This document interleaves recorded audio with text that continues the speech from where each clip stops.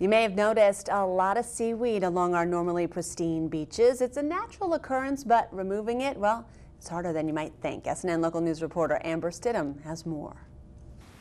It's not the most attractive thing at the beach, but it's certainly a part of the Gulf Coast this time of the year.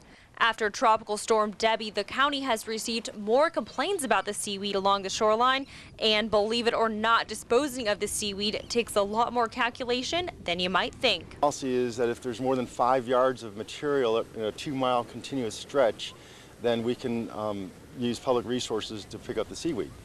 So it's an amount over a distance process that will trigger the use of funds to initiate a cleanup. The money used to dispose of the seaweed comes from the county's tourism development tax. Officials add that the condition of the beach also plays a role in how quickly it can be cleaned. Siesta Key's flat surface makes it easier to run the machines, while the slopes on beaches like Venice and Turtle make it a lot more difficult. When I first got here, it was about a couple of days before the storm Debbie. I came down here, the beach was beautiful, but I had too much to do, so I didn't really partake. Then I came back during Debbie and after Debbie, and the seaweed is, increased tremendously.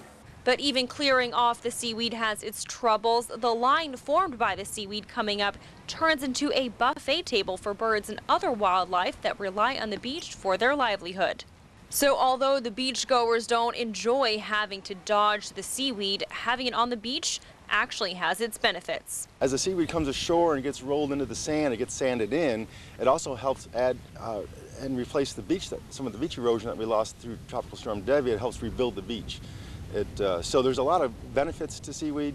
This seaweed actually does no harm other than the occasional foul odor. If you have any questions or concerns about the seaweed and the county, go to the county website at scgov.net. Reporting on Venice Beach, I'm Amber Stidham for SNN Local News.